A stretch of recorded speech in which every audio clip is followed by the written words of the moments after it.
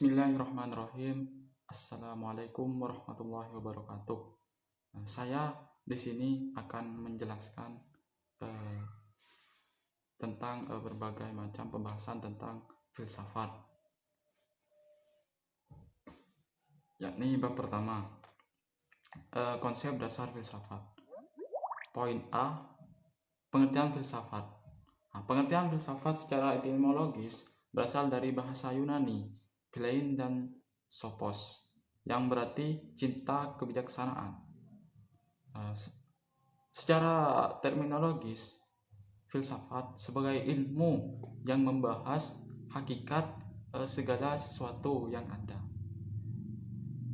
Dapat dikatakan berfilsafat merupakan kegiatan berpikir yang khas, yaitu radikal, sistematis, dan universal.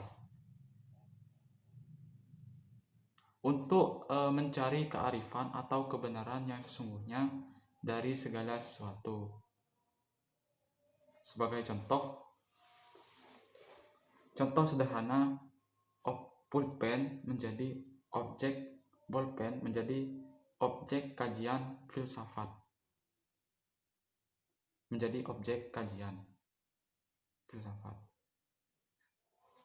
Jika kita tidak berfilsafat, maka yang akan timbul pertanyaan dari benak kita ialah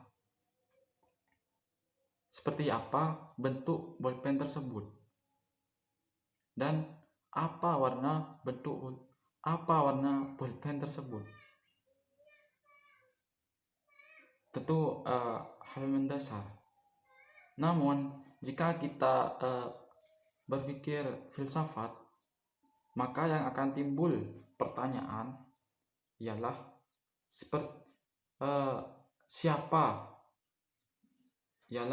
siapa yang menciptakan bolpen ini. Yang kedua, bagaimana cara membuat bolpen ini.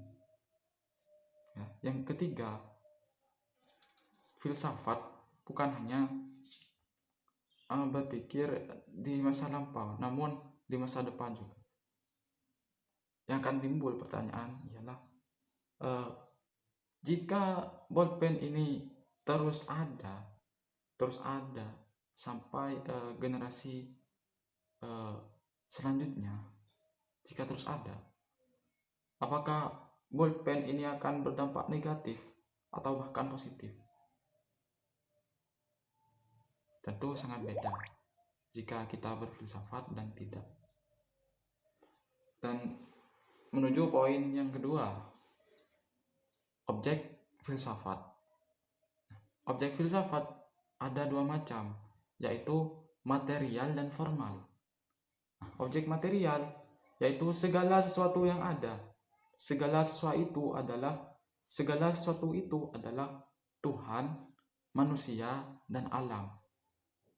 Sepanjang sejarah filsafat, kajian tentang alam mencapai urutan pertama, kemudian disusul oleh kajian manusia dan Tuhan.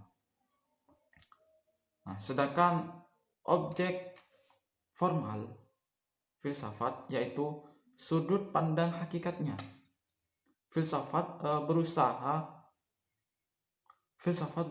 untuk membahas hakikat segala sesuatu. Hakikat di sini dapat diartikan sebagai kebenaran yang sesungguhnya, bukan yang bersifat kebetulan. Sebagai contoh, manusia adalah objek kajian ilmu, sedangkan filsafat dapat mengkaji dari sudut pandang yang timbul dari manusia itu sendiri. Misalnya, manusia dapat dikaji dari sisi kejiwaannya. Inilah sudut pandang psikologi.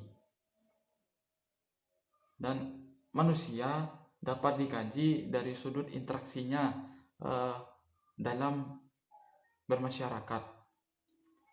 Nah, inilah sudut pandang sosiologi. Tetapi manusia dapat pula dibahas dari sudut pandang hakiki. Inilah sudut pandang filsafat. Pertanyaan mendasar adalah, siapakah manusia itu sebenarnya? Ada berbagai macam, ada berbagai jawaban dari pertanyaan tersebut. Namun salah satu jawaban yang terkenal ialah dari Aristoteles. Ia berpendapat bahwa manusia adalah animal rasional, yang artinya animal rasional ini yang artinya binatang yang berpikir.